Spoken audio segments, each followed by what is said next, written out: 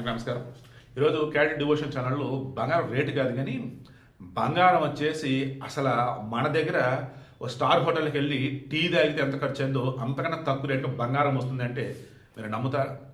Venezuela ఈ Nicholas మదురోని America వాళ్ళు పట్టుకెళ్ళిపోయారు. ఇప్పుడు అక్కడ సిచ్యువేషన్ ఎలా ఉందంటే చూస్తూ ఉంటే దారుణంగా ఉంది ఆ సిచ్యువేషన్. అయితే గతంలోనే ఇక్కడ భారీగా బంగారం ఏంటి, బాక్సైట్ ఏంటి, ఐరన్ ఏంటి, తర్వాత చూసుకుంటూ ఉన్నప్పుడు ఆయిల్ కుప్పలు ఉన్నా కానీ అక్కడ ఉన్న ప్రజలను వీళ్ళు సోమరపోతలుగా చేశారు ఉచిత పథకాల ద్వారా. ఒకప్పుడు రిచెస్ట్ కంట్రీ ఉన్నటువంటిది ఈరోజు పూర్ కంట్రీ. వెనిజులా బొలివియా అని చెప్పేసి కరెన్సీ వాళ్ళది, మనకు రూపాయలకు వాళ్ళకి అలాగా. అది ఏకంగా మనతో కంపేర్ చేస్తే సిచ్యువేషన్ ఎలా ఉందంటే ఒక గ్రాము బంగారం మన దగ్గర ఈరోజు 13,800 రూపాయలు. ఒక గ్రాము బంగారం 13,800 రూపాయలు అంటే 10 గ్రాములు ఎంత? 1,35,000 రూపాయలు. బట్ వెనిజులాలో మన కరెన్సీతో పోల్చితే 24 క్యారెట్ గోల్డ్ 1 గ్రాము వచ్చేసి 181 రూపాయలు. 22 క్యారెట్ గోల్డ్ 1 గ్రాము వచ్చేసి 166 రూపాయలు. అంటే ఇప్పుడు 10 గ్రాములు ఎంత? 1,810 రూపాయలు. 10 గ్రాములు వచ్చేసి 22 క్యారెట్ గోల్డ్ ఎంత? 1,660 రూపాయలు. మరి వెళ్ళి తెచ్చేసుకుందామా అంటే ఇక్కడ మీకు కొన్ని కండిషన్స్ తెలియాలి. భారతదేశం నుంచి విదేశాలకు వెళ్ళినటువంటి వాళ్ళు ఒక 1 year అక్కడ కనుక ఉన్నట్టయితే ఇండియాకి వచ్చేటప్పుడు మగవారైతే 20 గ్రాములు తెచ్చేసుకోవచ్చు, ఆడవారైతే 40 గ్రాములు తెచ్చుకోవచ్చు. లేదు మేము బల్బులో తెచ్చుకుంటాము అనుకున్నప్పుడు 6 నెలల పైబడిన మీరు ఎక్కడ ఉన్నారన్నప్పుడు కేజీ బంగారం వరకు మీరు తెచ్చుకోవచ్చు. బట్ దానికి కస్టమ్స్ ట్యాక్స్ కట్టాలి. ఎక్కడి నుంచి వస్తున్నారు ఏంటి మొత్తం డీటెయిల్స్ చెప్పేసి ఆ ట్యాక్స్ అనేది మీరు పే చేయాలి. కస్టమ్స్ అరౌండ్ 6 to 12% ఏమో ఉంటుంది.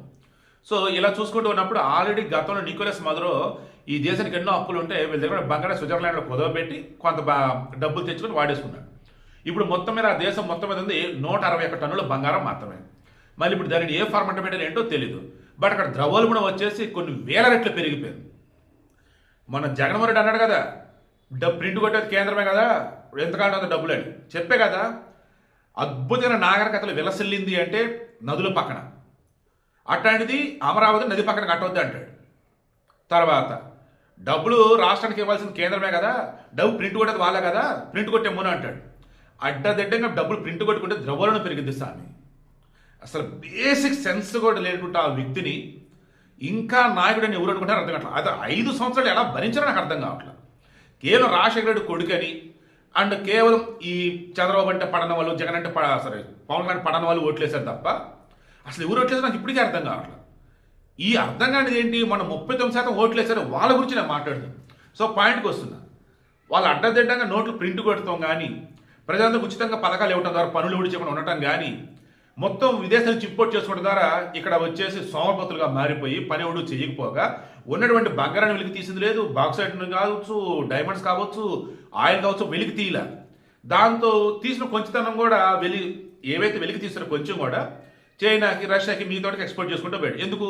ఆమె కూడా ఆంక్షలు ఉన్నాయి కాబట్టి. ఆ వచ్చినప్పుడు మరలా ఉచిత పథకాలు జరగడం పనిచేశాడు. ఏంటంటే భయంకరమైన అవినీతి వెనిజులాలో ఉంది. మన నేను సపోర్ట్ చేసిన అందుకే, మంచి పని చేసే ట్రంప్ అని అంతా ఇందుకే. భయంకరమైన అవినీతి ఉంది అక్కడ. అండ్ మరో ప్రజలు సోమరపతులు చేసేస్తారు. మీరు నమ్ముతారా? ఈ వెనిజులాలో ఉన్నటువంటి ప్రజలలో 80% మంది విదేశాలకు వలసపోయారు. ఆడున్న వాళ్ళకి కేవలం ఇంకా తప్పక బతుకుతున్నారు. ఇప్పుడు అమెరికా వచ్చేసి ట్రంప్ ఆల్రెడీ పిలిచున్నాడు.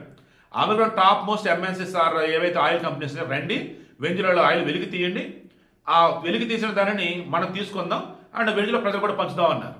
సో అంతే. ఇప్పుడు నేను చెప్పింది మీకు అర్థమవుతుందా? సోమరపోతుని చేసేవాడు ఎవడైనా సరే పాలకుడు అంటే చెప్పించు పట్టాడు. తర్వాత వాడి వల్ల నాశనం తప్ప వేరేది ఉండదు.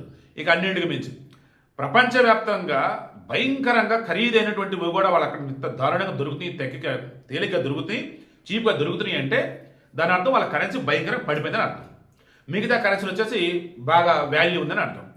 అలా అని చెప్పేసి అంటే తెచ్చుకుందామంటే అవైలబుల్ ఉంటే తెచ్చుకోవచ్చు కదా, అవైలబుల్ లేకపోతే జస్ట్ మార్కెట్లో వాల్యూ ఎంత అన్నది ఇప్పుడు ఇదిగో ఈ ఫిగర్స్ అని చెప్పున్నా.